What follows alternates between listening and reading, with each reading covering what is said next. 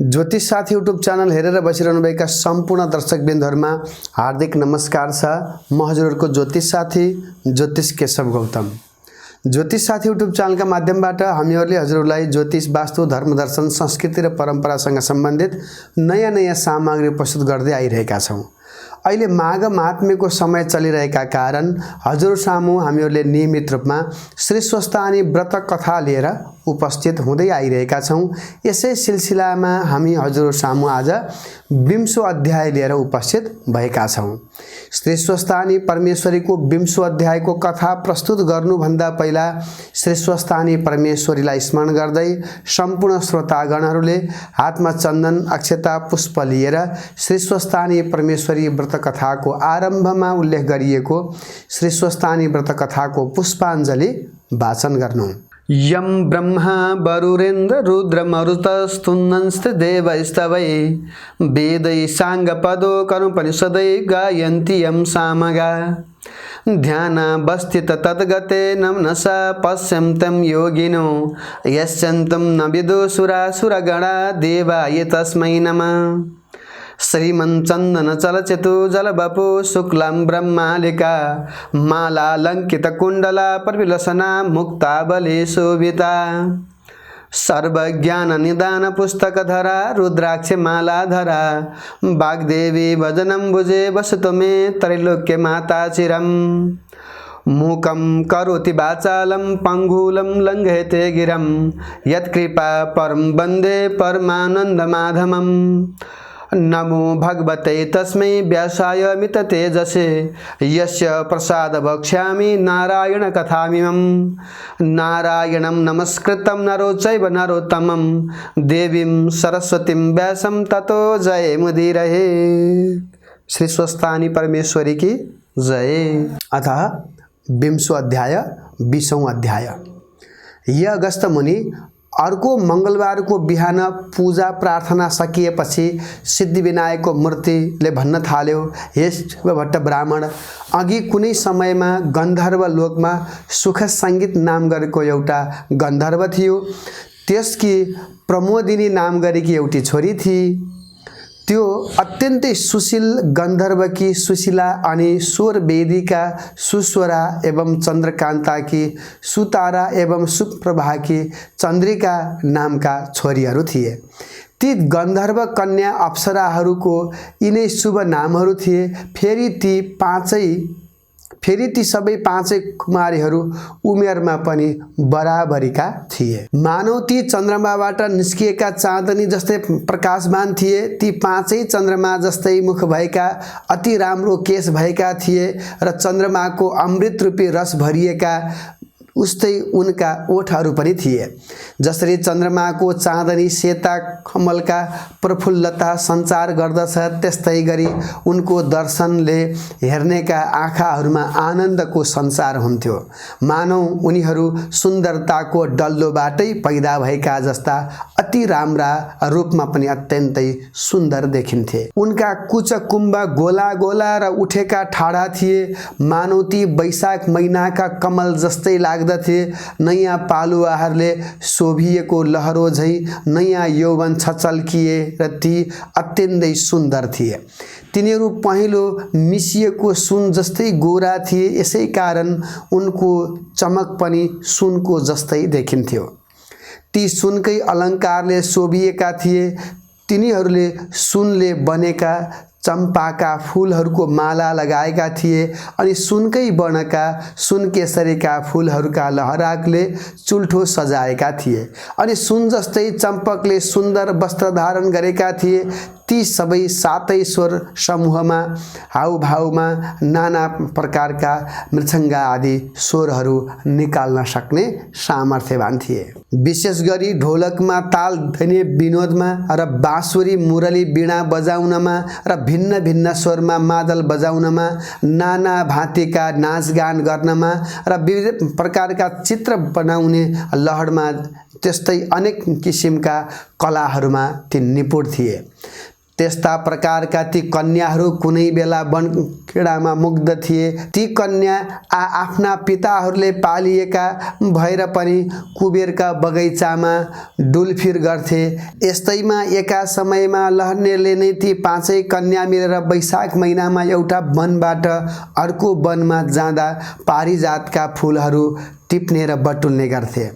यस्तैमा कुनै एक दिन ती सुन्दरी कन्याहरू गौरीको आराधना गर्नका लागि कुनै स्वच्छ सरोवरमा गएका थिए। फेरि तिनीहरूले त्यस तलाउ यानि सरोवरबाट राम्रा राम्रा सुनका कोष जस्ता कमलका फुलहरू टिपेर ती राम्रा राम्रा फुलहरू लिएर वैदुर्य मणि तथा शुद्ध स्फटिक र सफा स्वच्छ मुगा जस्तो जल भएको तलाउमा नुहाएर अर्को वस्त्र पहिरिएर अनि चुपचाप त्यहाँको सुन मिलेका बालुवाहरूको भुइँमा सानो ढिस्को उठाएर पार्वतीको मूर्ति बनाउँदा थिए। अनि केशर मिलेको सेतो चन्दनले सिंगारिएकी ती पार्वतीलाई राम्रा राम्रा कमलका फुलहरू लिएर नाना प्रकारका उपचार धूप दीप नैवेद्य आदिले पूजा गरेर अत्यन्तै भक्ति भावले भरिएका ती कुमारीहरू नाना प्रकारका ताल यानि बाजाको ध्वनिपूर्वक त्यतिखेर त्यहाँ नाच्दा थिए, नाच्न थालेका थिए। यसै समयमा ती मृगनयनीहरूले गन्धर्व स्वरको आश्रय अर्थात् उत्थान गरेर खूब राम्रो स्वरले तीखो ध्वनि भएको मूर्छना नामको ध्वनिपूर्वक गीत गाए। त्यस गीतको वाक्य विन्यास राम्रो प्रबन्ध भएको सुरिलो स्वरको अति उत्तम थियो। हर्षको रस बसाउने त्यो सुरिलो स्वर भएको त्यो ठाउँमा ती कन्याहरूले नाचमा अत्यन्तै मस्त रहेको बेलामा तब त्यो अछोद नामको उत्तम तीर्थमा त्यो सुरिलो स्वर भएको ठाउँमा ती कन्याहरू नाचमा अत्यन्तै मस्त रहेको बेलामा तब त्यो अछोद नामको उत्तम तीर्थमा स्नान गर्नका लागि वेदनिधि मुनिका छोरा प्रसिद्ध बेटा उहाँ आए। उनको रूपले रूपको सीमालाई नागेको थियो। उनको मुखमण्डल अत्यन्तै राम्रो थियो। उनका आँखा कमलका फूलको पात जस्ता विस्तृत थिए। उनी युवा अवस्थाका थिए। उनको छाती चौडा थियो। उनका हात लामा लामा अति सुन्दर थिए। उनी केही स्वयं वर्णका थिए, मानौ उनी दोस्रो कामदेव नै हुन् कि जस्तो देखिन्थ्यो। उनी ब्रह्मचारी थिए। उनको शिरमा यामानको टुप्पी शोभायमान थियो। हातमा दण्ड लिएको उनी मानौ धनुष लिएका कामदेव जस्तै देखिन्थे। उनले मृग चर्मका वस्त्र धारण गरेका थिए। जनै पहिरिएका थिए। चुन जस्तो चम्किने मुजको मोटो कन्दनी अनि कम्मरमा धारण गरेका थिए। त्यस तलाउको तटमा ती बालकहरूले ती ब्रह्मचारी बटुकलाई एकाएक देखेर आश्चर्यले चकित भएका छँदा अत्यन्तै रमाएर हाम्रो आँखाको अतिथि समान यो को होला भनी ठानेर टोहलाउँदै सोच्न थाले। अनि ती बालाहरूले आफ्नो नाचगान छोडेर तिनैलाई एकटकले हेर्दा हेर्दै ब्याधाले हरिणीहरूलाई बाणले बेधे झैँ तिनीहरू पनि कामका बाणले बेधिए। उनलाई देखेर लट्ठ भएका ती पाँचैवटी कन्या ती जवान ब्राह्मण कामदेव पो हुन् कि भन्ने भ्रममा परे र हडबडाउँदै हेर हेर यस्तो भन्न थाले। उनी आफ्ना कमल कोष जस्ता बडा बडा आँखाले बारम्बार तिनलाई मनमनै पूजा गरेर अर्थात् हेरी रहेर त्यसपछि ती कन्याहरूले परस्परमा विचार गर्न लागे। यदि यो पुरुष कामदेव नै भएको भए रतिलाई साथमा नलिई किन घुम्थ्यो? यदि यी अश्विनी कुमार देवता भएका भए निश्चय नै ती दुवै भाइ साथैमा रहन्थे। त्यसकारण कि त यी गन्धर्व हुन् अथवा अन्य कुनै किन्नर हुन् अथवा इच्छा अनुसारको रूप धारेका कुनै सिद्ध हुन् अथवा यी कुनै ऋषिपुत्र हुन् अथवा कुनै उत्तम पुरुष नै हुन् अथवा यो कोही होस्। पक्कै पनि ब्रह्माजीले हाम्रै लागि सृष्टि गरेका हुन्। यस्ता प्रकारले भाग्यमानीहरूको लागि पूर्व जन्मको कर्म अनुसार खजाना प्राप्ति हुन्छ। त्यस्तै प्रकारले हामी कुमारीहरूका लागि कल्याण रूपी जलको तरङ्गको लहरले चित्त पग्लेकी पार्वतीले यो उत्तम वर पठाइदिएको हो। त्यसकारण यस वरलाई मैले बरे, तैले बरिस र मैले पनि बरे। तिमीहरूले मात्रै बर्ने, मैले पनि बरे, म किन छोडु, मैले पनि बरे।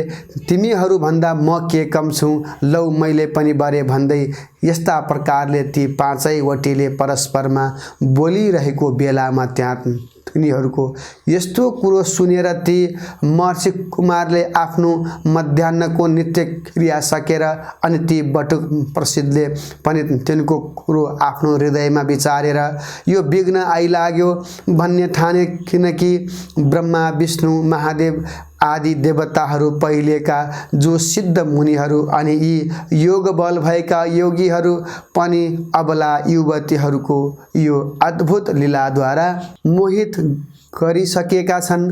धनुषधारी कामदेवले आँखे भुइँ रूपी बलियो धनुबाट छाडेका युवतीहरूको नेत्र रूपी तीखा बाणले हानिएपछि कसको मन रूपी मृग ढल्दैन र नीतिपूर्वक को धैर्य तबसम्म मात्र रहन सक्छ, तबसम्म मात्रै जनताको भय रहिरहन्छ, तबसम्म मात्रै चित्त अत्यन्तै दृढ रहन्छ, तबसम्म मात्रै कुलको ख्याल रहन्छ, तबसम्म मात्रै तपको तुजुक रहन्छ, तबसम्म मात्रै मनुष्यले यम नियम आदिको पालना गर्न सक्छ, जबसम्म अत्यन्तै नशीला ती वनिता युवतीहरूको कर्के हेराइ रूपी बाणले मनुष्य मोहमा पर्दैन अर्थात् बेहोसिँदैन। युवतीहरूका मिठा मनोहर नखराले विषयमा हिरिक्क हुने जनहरूको मनलाई मोहित गराउँछन्, एकदम उन्मत्त बनाउँछन्। तसर्थ यी अहिले मलाई पनि मोहमा पार्दछन् र पक्कै पनि उत्तम बनाउँदछन्। तसर्थ अब कुन उपायले मेरो यो आश्रम धर्मको रक्षा हुन सक्छ? मासु रगत मलमूत्रले बनेको अति अपवित्र घिनलाग्दो स्त्रीहरूको शरीरमा सुन्दरताको कल्पना गरेर एकदम मूर्ख मूढ चित्त भएका कामुकहरूले झैँ संयमी धीर विचारवान जनले तिनमा लट्ठिएर रमण गर्नु हुँदैन, किनकि निर्मल बुद्धि भएका विद्वानहरूले स्त्रीहरूको संसर्ग नै आश्रम धर्ममा रहनेहरूका लागि भयङ्कर हुन्छ नै। यति भनी त्यसकारण जबसम्म यी मेरा समीपमा आइपुग्दैनन् तबसम्मकैमा म घर गइहाल्छु भन्ने विचार आफ्नो मनमा केलाउँदै थिए कि उतनीखेरै ती कन्याहरू ती प्रसिद्ध ब्रह्मचारीको नगिचै गएर आफ्ना दायाँ बायाँ हातको बन्धनले अङ्गालो हाले अनि विनयपूर्वक बिन्ती गरे, हे सुन्दर, हामीहरूद्वारा निश्चय नै तपाईँ बरिनुभयो, यसकारण यस विषयमा तपाईँको विपरीत विचार नहोस्। ती कन्याहरूले यस्तो प्रकारको विनय गरेका कारण र तिनका बाहुपासमा बाँधिएका ती प्रसिद्ध ब्राह्मणले मुस्कुराउँदै भन्न थाले, तिमीहरू शुभ अनुकूल र प्रिय वचन भनिरहेका छौ, किन्तु गुरुकुलमा ब्रह्मचर्य आश्रममा रहनेको अनि वेदको अभ्यासमा तल्लीन भएको मेरो नियम अझै समाप्त भएको छैन। जुन आश्रममा जो धर्म छ त्यसलाई पण्डितहरूले रक्षा गर्नुपर्छ। यसकारण हे कन्या हो, अहिले यो विवाह गर्नु मेरो धर्म होइन भन्ने म ठान्दछु। ती ब्रह्मचारी बटुक प्रसिद्धको यस्तो कुरा सुनेपछि अब ती कन्याहरूले वैशाखमा साफ गर्नाले मिठो ध्वनि बोल्ने कोइलीहरूले बोले झैँ तिनीहरूको मिठो बोलीले भन्न थाले, धर्मले धन, धनले गृहस्थाश्रम, गृहस्थाश्रमले धर्मका फलको उदय हुन्छ भन्ने शास्त्रहरूको यही नै निश्चय छ भनी विद्वानहरूले ठोकुवा गरेका छन्। धर्मको अधिकताको उही गृहस्थाश्रम जमाउने काम तपाईँको सम्मुख उपस्थित भएको छ। यसकारण विविध प्रकारका भोगहरूले उसको उपभोग गर्नुपर्छ। अब यो भूमि नै स्वर्ग भूमि जस्तै हुन्छ। तिनीहरूको त्यस्तो वचन सुनेर ती प्रसिद्ध ब्रह्मचारीले गम्भीर बाणीले भन्न थाले, तिमीहरूको कुरो साँचो हो, किन्तु म गुरुकुलको आफ्नो नियममा छु। तर म गुरुकुलको नियम समाप्त गरेर गुरुको आज्ञा पाएर मात्रै अनि सबै विवाह आदि कर्म गर्नेछु। त्यसै बिचैमा आफ्नै बाठो भएर विवाह म गर्दिनँ। उनले यति भनेपछि फेरि ती कन्याहरूले हे सुन्दर, तपाईँ सचमुच मूर्ख प्रतीत हुनुहुँदो रहेछ। दिव्य औषधि, दिव्य रसायन, खानेको सिद्धि, उत्तम कलाहरू, सुन्दरी स्त्रीहरू, मन्त्र तथा धर्मबाट प्राप्त भएको धर्मको रस पनि जब यी स्वयं प्राप्त हुन्छन् तब बुद्धिमानले यस्ता कुराहरूलाई छोड्नु हुँदैन। संयोगले नै यदि कार्यको सिद्धि प्राप्त भयो भने नीति जान्ने व्यक्तिले त्यसमा उपेक्षा गर्नुहुन्न, किनकि उपेक्षा गर्नाले फेरि ती फलको लाभ हुँदैन। त्यसै कारण दीर्घसूत्री बनेर आलस्य वा टालमटोल गर्नु राम्रो ठानिन्न। गाढा प्रेम गर्नेवाला, निर्मल कुलमा जन्म लिएका, स्नेहले चित्त पग्लिएका, बोली चाली चालचलन राम्रो भएका, स्वयं वर वरण गर्न तम्सिएका, राम्रा अनि रूपले धप्प बलेका कुमारी कन्याहरूलाई त यस ब्रह्माण्डमा भाग्यशाली मनुष्यले मात्र प्राप्त गर्दछन्, अरूले पाउन सक्दैनन्। विचार्नुहोस् त कहाँ हामी अनि सुन्दरीहरू, कहाँ तपाईँ तपस्वी पटुक, अर्थात् तपाईमा र हामीमा परस्पर ठूलो फरक छ।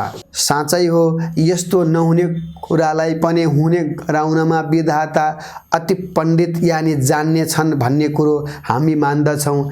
त्यसकारण जसरी हुन्छ त्यतिखेर तपाईँ हामीलाई गन्धर्व विवाहद्वारा स्वीकार गर्नुहोस्, यसैमा हाम्रो कल्याण छ। हैन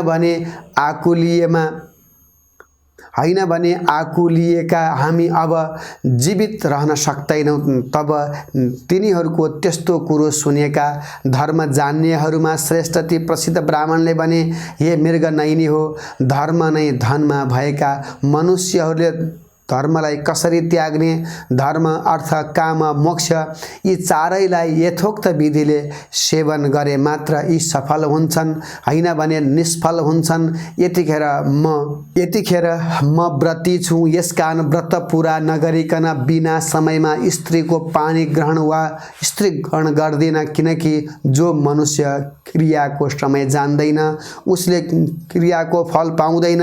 त्यसकारण यस समयमा मेरो मन धर्मको विचारमा लागेको छ। तसर्थ हे कन्या हो, यतिखेर म स्वयंवर गर्न चाहन्न, किनकि यस विश्वमा कति मनुष्यहरू द्रव्य धनी, कति विद्या धनी, कति सिद्धि धनी र कति योग धनी, कति कृति धनी हुन्छन् त कति संयम धनी, कति धर्म धनी हुन्छन्। तीमध्ये म धर्म धनी हुँ। आफ्नो धर्म छाडेर आफ्नै मनले गुरुजनको आज्ञा नपाइकन म कसैको पानी ग्रहण गर्दिन। यस्ता प्रकारको ती प्रसिद्ध बटुकको आशय जानेर उनको हातबाट आफ्नो हात छुटाएर अनि उनीहरूले आफ्ना परस्परमा हेराहेर गरे। तब प्रमोदिनीले ती बटुकको गोडा पक्रे, त्यसै गरी सुशीला र सुस्वराले उनका हात पक्रे, सुताराले अंगालो हाले र चन्द्रिकाले उनको मुख चुमी। तथापि त्यस स्थितिमा पनि ती ब्रह्मचारी जस्ताका तस्तै काम विकारले रहित भई निर्विकार नै रहे र प्रलयकालको अग्नितुल्य अत्यन्तै क्रोधले चूर भएका ती ब्रह्मचारीले अटेरी ती कन्याहरूलाई यस्तो श्राप दिँदा भए, जसरी पिशाचिनी जस्तो भएर तिमीहरू ममा टाँसियौ, त्यसरी नै तिमीहरू पिशाचिनी भए। यस्ता प्रकारले प्रसिद्ध ब्रह्मचारीले श्रापिएका ती कन्याहरू तुरुन्तै उनलाई त्यागेर ती ब्रह्मचारीका सामु खडा भए र भने, हे पापी, हामी निरपराधी जन्मा, तिमीले यो के गर्यौ? प्रिय कार्यको बदला अप्रिय कार्य गर्यौ।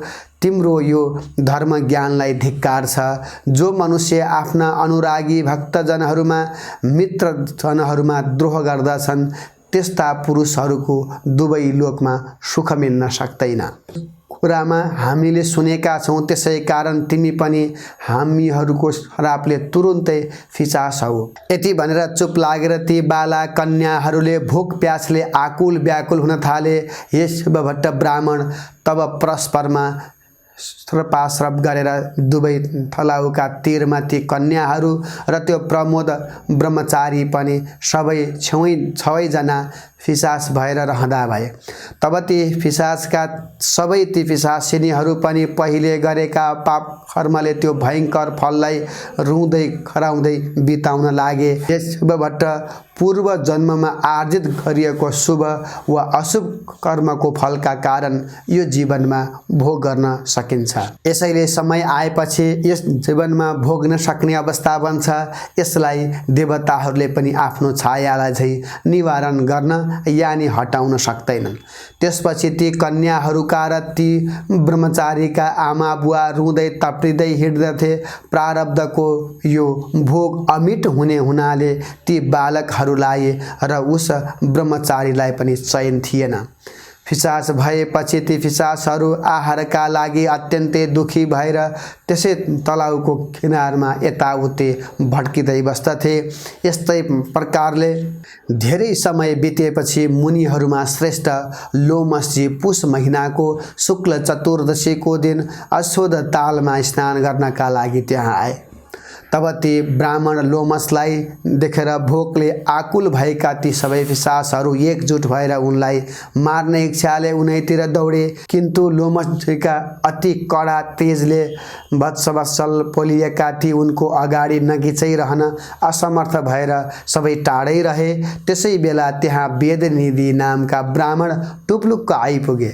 हे शिवभट्टजी, अनि उनले लोमसजीलाई देखेर साष्टाङ्ग प्रणाम गरे र यानि उनका पाउमा ढोगेर उभिएर हात जोडेर शिर झुकाएर मिठो बोली बोले, हे ब्राह्मण, हे महर्षि, ठुलो भाग्य उदाएपछि नै सज्जनहरूको सङ्गति यानि भेट हुन्छ। गङ्गा आदि गरिएका सबै तीर्थहरूमा जो मनुष्य सधैँ नुहाउँछ अनि जो मनुष्य सज्जनहरूको सङ्गत गर्छ ती दुवैको सङ्गत गर्नु बडो उत्तम ठानिन्छ। हे ब्राह्मण, गुरु अर्थात् महात्माहरूको समागम पृथ्वी तलमा दृढ वा अदृढ फल दिनेवाला हुन्छ, अर्थात् स्वर्ग दिनेवाला या रोग हर्नेवाला हुन्छ, किन्तु त्यसमा धेरै विघ्न बाधा पनि हुन्छन्। यति भनेर वेदनिधिले ती पिशाचहरूको पहिले घटेका उनीहरूका अद्भुत वृत्तान्तहरू बताए। यी उभिएका सबै यिनीहरू गन्धर्व कन्या हुन्। त्यो उभिएको त्यो बटुक चाहिँ मेरो छोरो हो। यी सबै नै परस्परमा सराप गरेर पिशाचहरूले मलिन अनुहार पारेर यी मुनिहरूमा श्रेष्ठ लोमसज्यू तपाईँका अगाडि उभिएका छन्। अब आज तपाईँका दर्शनले यी कुमारीहरूको र त्यस कुमारको पनि उद्धार हुनेछ। केश सूर्योदय भएपछि पनि अन्धकारको राशि गुफामा घुस्रदैन र? यस शिवभट्ट त्यो कुरो सुनेर दयाले मन पग्लिएका अत्यन्तै तेजस्वी लोमस ऋषिले पुत्रको दुःखले दुखित ती मुनि वेदनिधिलाई भने, मेरा कृपाले यी बाला कन्यालाई र यस बटुकलाई तुरुन्तै पूर्व स्मृति प्राप्त हुनेछ, जसले तिनको परस्परको श्राप नाश हुन्छ। त्यो त्यस्तो धर्म पनि म बताउँछु भनी लोमसले भन्नुभयो। अब यिनीहरू मेरा साथ रहेर विधिपूर्वक माघभरि नै माघ स्नान गरून्। माघभरिको स्नानले मात्र माघको अन्त्यमा श्रापबाट छुट्न सक्दछ, होइन भने अरू उपायले यिनीहरूको उद्धार हुन सक्दैन। हे वेदनिधि, श्राप रूपी पापको फल र मनुष्यको पापहरूको नाश तीर्थमा माघ स्नान गर्नाले मात्र हुन्छ, यो मेरो निश्चय छ। 7 जन्मदेखिको पाप र वर्तमान जन्ममा गरिएका महापाप पनि विशेष गरेर पुण्य तीर्थमा गरिएको माघ स्नानले सारा हट्न सक्दछ, अर्थात् नाश हुन्छ। मुनीश्वरहरू जुन पापको कुनै प्रायश्चित देख्दैनन् त्यस्तो पाप पनि पुण्य तीर्थमा माघ स्नान गर्नाले नाश हुन्छ भन्दछन्। जानिकन आफ्नै मनले कोही जन माघ स्नान गर्छ भने त्यो स्नानले त्यो मोक्ष फलको भोगी हुन्छ। हिमालयको पर्वतीय प्रान्तमा रहेको तीर्थमा अर्थात् देवघाटको त्रिवेणीमा गरिएको माघ स्नान सारा पाप नाच्ने हुन्छ। त्यसकारण अब यी कन्याहरू र तिम्रो त्यो छोरो तथा तिमी पनि सबै सद्गति चाहनेहरू मेरा साथ देवघाटको त्रिवेणी धाममा हिँडा। त्यहाँ देवताहरूलाई पनि दुर्लभ हुने माघ स्नान माघभरि सबै एकैसाथ गरौँ। त्यही नै पापबाट उत्पन्न भएका यी फिसासत्वबाट यिनीहरूलाई तुरन्त छुटकारा पाउनेछन्। यति भनेर भोलिपल्ट ती सबै अत्यन्तै खुसी हुँदै लोमसका साथ उनका कृपा शक्तिले आकाश मार्गद्वारा देवघाटका लागि अछोदबाट प्रस्थान गरे र उसै दिनै केही बाँकी छँदै उहाँ पुगी तीर्थयात्रीहरूलाई बनाइराखेका छाप्रामा उचित कुरो आज्ञा होस्। तब लोमसले भन्नुभयो, यो कुमार वेद पढिसकेको र आश्रमको नियम पनि पूरा गरिसकेको पट्ठो छ। तसर्थ अब यो केटो आफूमा प्रेम गर्ने यी 5वटीको कर कमल पक्रोस् अर्थात् पानी ग्रहण गरोस्। त्यसपछि लोमसका आज्ञाले र अनि आफ्ना बाबुको वचनले विवाहका लागि चाहिँ आवश्यक सामग्री तयार पारियो। शुभ वस्तुहरू त्यहाँका रैथाने ऋषिहरूद्वारा पढिएका वेद मन्त्रका ध्वनिहरूले मङ्गलाचरण गरिएको त्यो धर्मात्मा ब्रह्मचारीले विवाहको विधिले तुरुन्तै त्यही धर्मपूर्वक ती 5वटै कन्याको हात पक्रियो अर्थात् उनीहरूसित विवाह गर्यो। तब आफ्नो मनोरथ पूरा भएका ती सबै कन्याहरू आनन्दले मस्त हुँदा भए। त्यो पट्टो कुमार पनि प्रसन्न भयो। त्यसपछि ती वर वधुलाई ग्रास्त धर्मको शिक्षा र परस्परमा श्रापका कारणले मात्रै प्राप्त भएको यो संयोगको फल मेरो आशीर्वादले प्राप्त भएको सारा ऐश्वर्य प्राप्त गर अनि यस्तै रूप रङ्गले उमेरमै रहेर यस्तै रहिरहेको यस पतिका साथ आउने प्रलय कालसम्म रहिरहेको भन्ने आशीर्वाद लिएर हिँड्न लाग्दा ती वर वधुद्वारा र वेद निधिले श्रद्धा भक्तिपूर्वक नमस्कार प्रणाम र ढोग गरिरहेका ती लोमस ऋषि पनि देवताहरूको निवास गरिएको मेरु पर्वतको आफ्नो आश्रममा जाँदा भए। अनि वेद निधि पनि 5वटी बुहारी र एउटा छोरालाई अघि लगाएर हर्षित हुँदै कुबेरको नगरी अलकापुरीमा गए। विवाह भएको 7 वर्षपछि पनि ती परिहरूमा सन्तान नभएकाले तब फेरि अछोदमा मकर स्नानका लागि आएका लोमस ऋषि भाठौँ ती 5वटै परिहरू पतिसहित गरेर उनीलाई ढोगी आफ्नो दुःख हवाल बिन्ती चढाएर लोमस ऋषिले उनीहरूलाई भन्नुभयो, सन्तानका लागि अब तिमीहरू सबैले पतिका साथ यसै अछोदमा लगालग 3वटा माघका मकर स्नान विधि पूर्वक गर्नुपर्दछ अनि मात्र तिमीहरूलाई सन्तान हुनेछ। लोमसका आज्ञाअनुसार उनले बताए बमोजिम उनीहरूले 3वटा मकर स्नान गरेपछि लोमसका आज्ञा अनुसार उनले बताए बमोजिम उनीहरूले 3वटा मकर स्नान पूरा गरेपछि इच्छित अनुसारका छोराछोरी प्राप्त गरे।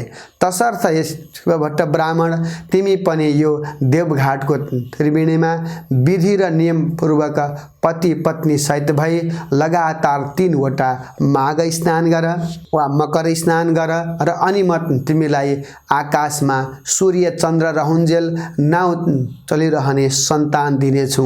यति भनी सिद्धि विनायक चुप लागे।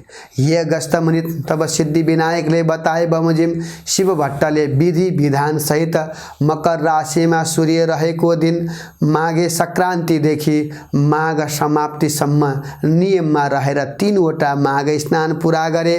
देवघाटमा माघ स्नान गर्दा प्रत्येक माघका 30 दिनसम्म नै दिनहुँ कुनै न कुनै वस्तु दान गर्ने गर्थे। माघको पहिलो दिन माघे संक्रान्तिमा बिहानै त्रिवेणीमा नुहाई धुवाई घर आएर तिलका झिक्रीले जिउ सेकाई ब्राह्मण दम्पति बोलाए तिनलाई तिलका लड्डु दान गरे। भुटेको तिलमा सक्खर घिउ हाले मुछी मुर्क्याएको तिल दान गरे।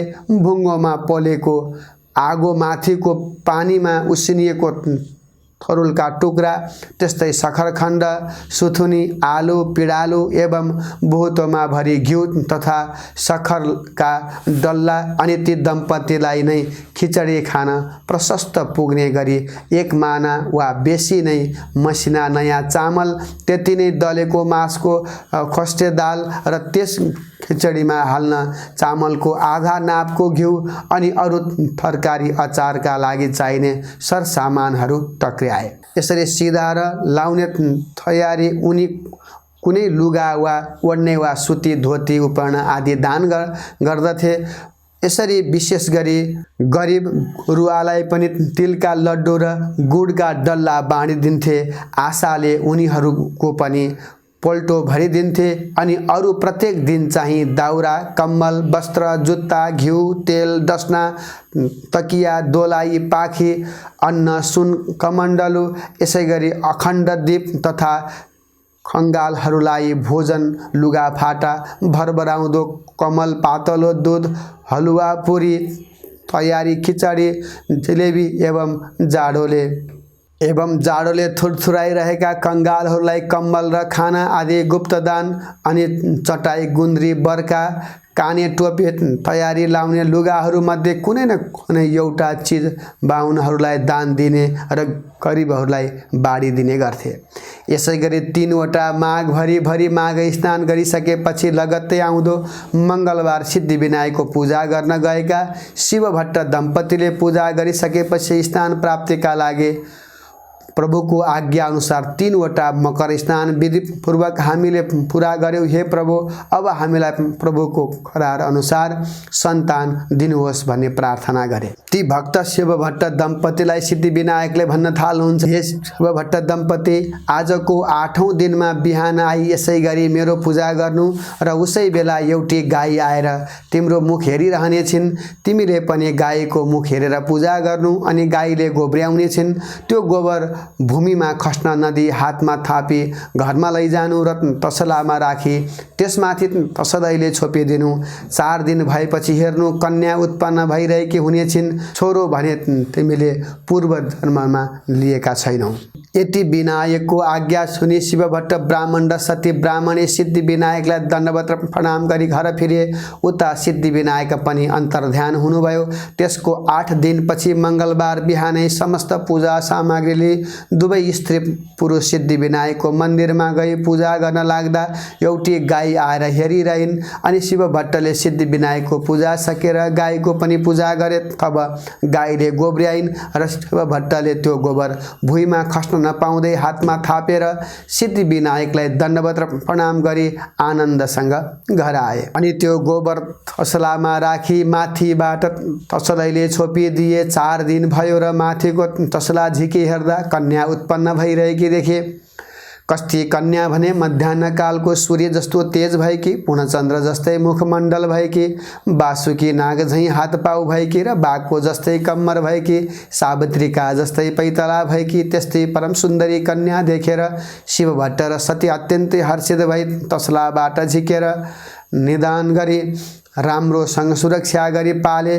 त्यस बालिकालाई खान दुध भएन र फेरि सिद्धिविनायकको मन्दिरमा गई पूजा गरेर अनि गणनाथ प्रसन्न भए। शिवभट्ट ब्राह्मण, हे सती ब्राह्मणी, के भन्ने इच्छा छ भन। यस्तो आज्ञा भएको सुनि शिवभट्ट बिन्ती गर्दछन्, हे गणनाथ, हजुरको कृपाले सन्तान पाए तर त्यस बालिकालाई खान दुध भएन, त्यही बिन्ती गर्न आएको हुँ। यति सुनेर त्यस बालिकालाई दुध दिए जाऊ भनेर सिद्धिविनायक अन्तर्ध्यान हुनुभयो अनि सतीले आफ्ना स्तन निचोरी हेर्दा दुध आयो र त्यस बालिकालाई खान दिई बढाइन्, हुर्काइन्। जस्तै सीताजी उत्पन्न हुँदा राजा जनकलाई आनन्द भयो त्यस्तै ती बालिका उत्पन्न हुनाले शिवभट्ट र सतीलाई आनन्द भयो। त्यसपछि योग्य ब्राह्मणलाई डाकी नामाकरण संस्कार गराए।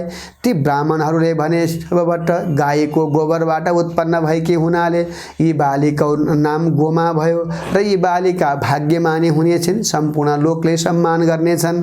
यति ब्राह्मणहरूले भविष्यवाणी गरेपछि शिवभट्टले यथोष्ट भोजन र दक्षिणादि विदा गरे। आगन्तुक सबै ब्राह्मणहरू आफ्ना आश्रममा गए। त्यसपछि ती गोमा नामकी कन्या शुक्ल पक्षको चन्द्रमा जस्तै दिन प्रतिदिन बढेर 5 वर्षकी भइन् अनि शिवभट्ट ब्राह्मण र सती ब्राह्मणले एक दिन कन्यालाई भने, हे पुत्री, हामी गङ्गा स्नान गरेर आउँछौँ, तिमी पूजाको निम्ति अक्षता खेलाइराखे भनी अर्याए। दुवै दम्पति नित्य गङ्गा स्नान गरेर हरिहरको पूजा गरी सुवर्णादि नाना द्रव्य दान गरेर आउँथे। त्यही क्रमले दान गर्दा गर्दा अमरावती थर्क्यो र देवराज डराई समस्त देवता साथमा लिई कैलाशमा श्री महादेव कहाँ गएर बिन्ती गरे, हे ईश्वर, मर्ते मण्डलको हिमालयको पर्वत श्रृङ्खलाको दक्षिण भागमा एउटा ब्रह्मपुर भन्ने नगर छ।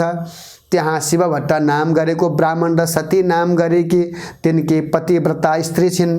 दुवै स्त्री पुरुषले हजुरका पुत्र सिद्धिविनायकको सेवा गरेर सिद्धिविनायक खुसी भई असङ्ख्य सम्पत्ति दिएती। शिव भट्टले सम्पत्ति पाएपछि नित्य गङ्गा स्नान गरेर हरिहरको पूजा गरी सुवर्ण आदि नाना द्रव्य दान गर्नाले अमरावती थर्कियो। हे शम्भो, म अरू पनि बिन्ती गर्दछु। ती शिव भट्टले सम्पत्ति पाएपछि सन्तान भएनन् भनी फेरि सिद्धिविनायकको सेवा गरे। तब सिद्धि गणेशजीले खुसी भएर सकल लक्षणले युक्त भएकी परम सुन्दरी एउटी कन्या पनि दिनुभयो। हे प्रभु, हामीहरूको रक्षा गरिबक्स्योस्। हजुरले रक्षा नगरे अमरावतीबाट हामीले च्युत हुनुपर्नेछ। यति इन्द्रको प्रार्थना सुनि महादेवले आज्ञा गर्नुहुन्छ, हे देवेन्द्र नडराऊ, म रक्षा गर्नेछु। अब सबै अमरावती जाऊ। शिवजीको त्यस्तो आज्ञा सुनि उहाँलाई दण्डवत प्रणाम गरी सुरराज इन्द्र अमरावती फर्के। त्यसपछि महादेवले भिक्षुको रूप धारण गरी देवताहरूको रक्षाका निम्ति जटाको मुकुट बनाई दायाँ हातमा त्रिशूल र दाहिने हातमा डमरू लिई भस्म लेपन गरी शिव भट्ट ब्राह्मणको घर पुगे। भिक्षा माग्नुभयो। गोमा आफ्ना पिताको पूजाका लागि अक्षता खेलाइरहेकी थिइन्। निकै बेरपछि, हे भिक्षुक, मेरा माता पिता गङ्गा स्नान गर्न गएका छन्, म अक्षता खेलाउँदैछु, एकैछिन पर्ख, भिक्षा दिने अरू कोही छैनन्। यति भनेर पर्खाइराखिन्। अनि अक्षता खेलाइसकेर भिक्षा लिए भिक्षुक रूपती श्री महादेव छेउ आई। हे भिक्षुक, मेरा माता पिता घरमा छैनन्, म अक्षता खेलाउँदै थिएँ, त्यसै कारण विलम्ब भयो, दुःख नमान, भिक्षा ल्याऊ भनिन्। गोमाका यति कुरा सुनि उनी भिक्षुक रूप महादेवले भन्नुहुन्छ, हे ब्राह्मणी, यति काबेर पर्खाई बल्ल अब भिक्षा दिन आइस, म त्यो भिक्षा लिन्न। दिने भए तेरा बाबाको पूजा गर्न केलाइराखेको अक्षता दे। यति भिक्षुक रूप महादेवले वचन सुनि गोमाले लिने भए भिक्षा ल्याऊ, नलिने भए अक्षता त म दिन्न भनिन्। गोमाको यस्तो वचन सुनि रिसाएका महादेवले, ती पापिनी ब्राह्मणी, तैले अहङ्कार गरेर मलाई भिक्षा दिनस्, अथ तलाई श्राप दिन्छु त 7 वर्षकै हुँदा 70 वर्षको बुढोसित तेरो विवाह होस्। फेरि तेरा माता पिताले महाकष्ट सही सिद्धिविनायकको सेवा गरेर पाएको सबै सम्पत्ति पनि नाश होस्। फेरि तलाई पनि अनेक थरीका दुःखहरू आइपरुन्। फेरि तेरा माता पिता पनि चाँडै नै मरिजाउन्। यति 4 थोक तलाई श्राप दिए। यति भनी त्यो भिक्षुक पनि भिक्षा पनि नलिई त्यहाँबाट अन्तर्ध्यान भई कैलाशमा पुग्दा भए। यति श्री स्कन्द पुराण केदार खण्डे माघ महात्म्य कुमार अगस्त्य संवादे श्री स्वस्थानी परमेश्वर्य व्रतकथायां गोमा उत्पत्तिर्नाम 20 अध्याय। हरे नमः।